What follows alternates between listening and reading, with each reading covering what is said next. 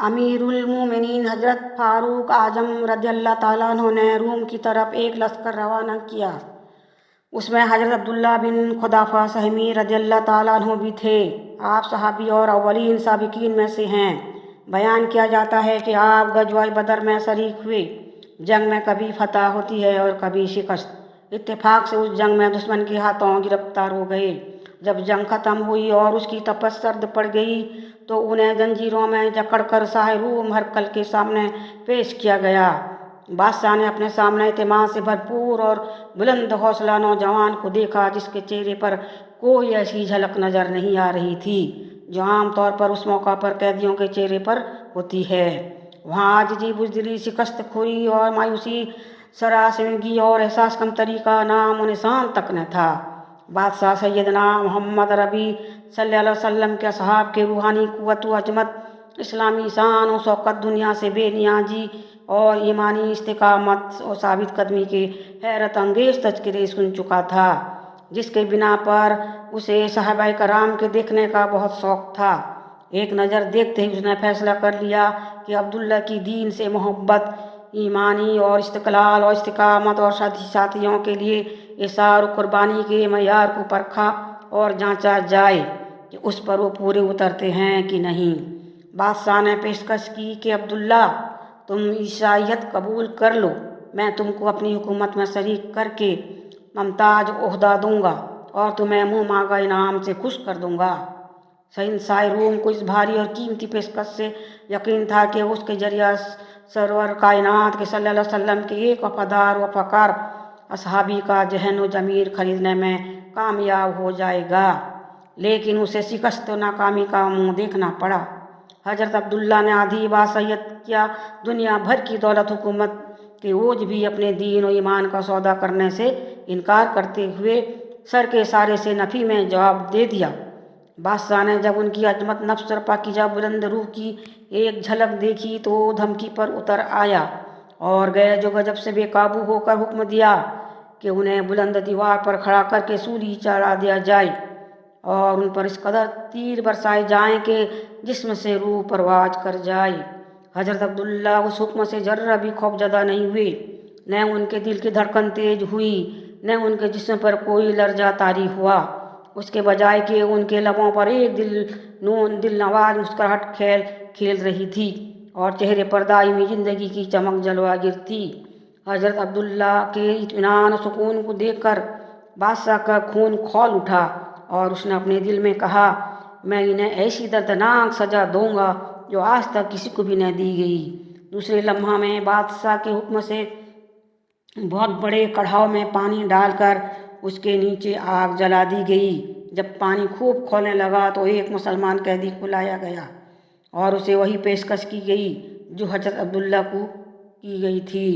उन्होंने साफ इनकार करते हुए कहा कि अल्लाह ताला की नाराज़गी में जिंदा रहने की बजाय खुदा की राह में मौत को तरजीह देता हूँ और आखिरत के जहन्नम के बदले दुनिया का जहन्नम कबूल करता हूँ। बादशाह का इशारा मिलते ही उन्हें उठाकर खौलते हुए कड़ाव में डाल दिया गया। हज़रत अब्दुल्ला बयान करते हैं कि जब उनको कड़ाव में डाला गया तो मैं गोशाए चश्म से उन्हें देख रहा था। बेखुदा चंद लम्हे गुजरे होंगे कि कड़ाहों के ऊपर उनकी तैरती हुई हड्डियां नजर आने लगी।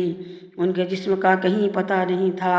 वो पानी में इस कदर तहलील हो गया था जैसे पानी में नमक पिघल जाता है। बादशाह ने हज़रत अब्दुल्ला की तरफ देखा। उसका ख्याल था कि ये रूह फरसा और दिल गदाज मंजर देखकर अपनी मौत का खौफ और हरास उन्हें लपेट में ले चुका होगा। उसने अब्दुल्ला को मुखातिब करते हुए कहा, या तू ईसाईयत अख्तियार कर या कढ़ाव में अपने भाई के पास जाने के लिए तैयार हो जाओ। लेकिन उनके अज़्म हौसला में जर्रा बराबर फर्क न आया। वो पहाड़ की सख्त चट्टान की तरह अपनी जगह खड़े थे। उनके पुरनूर चेहरे पर वहशत की परछाई तक न थी। उसी आलम में बादशाह ने हुक्म दिया कि उनके साथी की तरह इन्हें भी कड़ाव में डाल दिया जाए। जब उन्हें कड़ाव के करीब पहुंचाया गया तो वो बेख्तियार आपकी आंखों से अश्कों की झड़ी लग गई। बादशाह का दिल बाग बाग हो गया। वो समझा कि मेरा मकसद पूरा हो गया। उसने हज़रत अब्दुल्ला को अपने पास बुलाया और इस्तेहान तसख्खुर अंदाज में कहा, अब्दुल्ला, तुम क्यों रो दिए? کیا بیوی کی محبت نے تمہیں اسکبار کر دیا؟ کیا بیٹوں اور بیٹیوں کی جدائی کے صدمہ میں پسر مردہ ہو گئے، یا ہمیشہ کے لیے رنگین دنیا کے چھوٹنے سے دل بھر آیا ہے؟ حضرت عبداللہ نے آنسوؤں کو پوچھ لیا اور جذبہ توحید رسالت سے بھرا ہوا ایسا کفر و سکن جواب دیا جو تاریخ کے صفحات پر ہمیشہ تاباں درخشاں رہے گا۔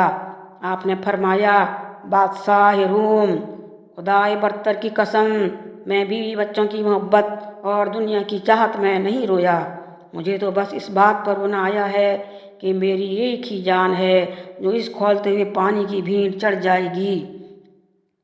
کاش میری 1,00,000 جانیں ہوتی اور اللہ کی راہ میں اسی طرح قربان ہو جاتی۔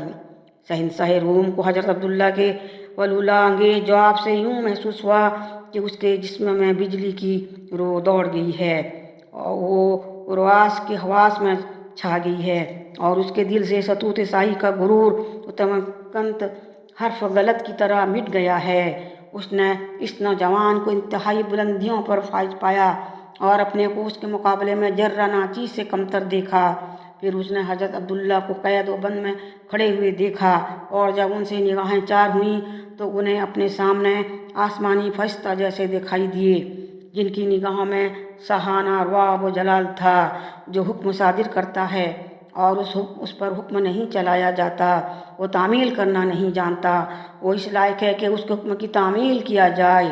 بادشاہ کے دل میں اچانک یہ جذبہ پیدا ہوا کہ اس کی پاکیزہ اور پی کر اطمینان ذات کا قرب حاصل کرے اور اس کے ساتھ روحانی تعلقات قائم کرے۔ ممکن ہے اس کے قرب تعلق سے کوئی فائدہ حاصل ہو جائے۔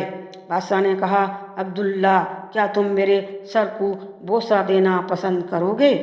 اس شرط پر میں تم کو رہا کر دوں گا اور تم جہاں جانا چاہو گے آزادانہ جا سکو گے، لیکن یہاں بھی چشمہ اسلام کے آب جلال سے سیراب اور سچی قربانی کی شوق میں سرشار عبداللہ کے عظیم و بلند دل و دماغ نے اس خیال ہی کو جھٹک دیا۔ آپ کی دینی غیرت نے گوارا نہ کیا۔ وہ تنہا رہا ہو کر عیش و راحت کی زندگی بسر کریں گے اور ان کے بھائی قید و بند میں سخت مشقین جھیلتے رہیں گے۔ بادشاہ کو عبداللہ کے جواب کا انتظار تھا۔ اس کے دل میں یہ شوق کروٹیں لے رہا تھا کہ کب میری پیشانی پر بوسے کی مہر ثبت کی جاتی ہے۔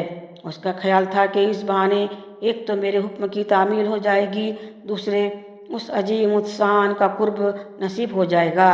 حضرت عبداللہ نے کمال بے نیازی سے فرمایا، کیا اس طرح تم مجھ کو اور تمام مسلمان قیدیوں کو چھوڑ دو گے؟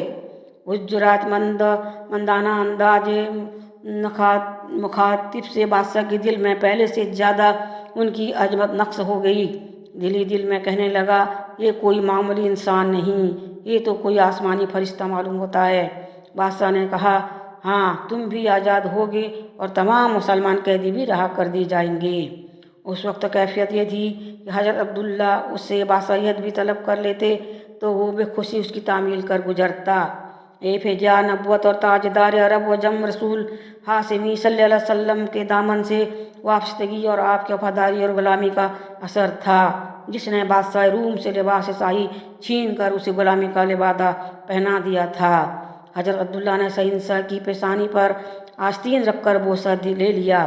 بادشاہ نے خوش ہو کر حضرت عبداللہ اور ان کے تمام ساتھیوں کو رہا کر دیا۔ حضرت عبداللہ مسرت سے سرشار اپنے بھائیوں کے ہمراہ جنگلوں اور بیانوں کو برق رفتاری سے طے کرتے ہوئے حضرت عمر فاروق رضی اللہ تعالیٰ عنہ کی خدمت میں حاضر ہو گئے۔ حضرت عمر فاروق نے انتہائی خوشی و مسرت کے ساتھ ان کا استقبال کیا اور آپ نے حضرت عبداللہ کے سر کو بوسہ دے کر فرمایا، مسلمانوں پر حق ہے کہ وہ عبداللہ کے سر کو ادب و احترام سے بوسہ دیں۔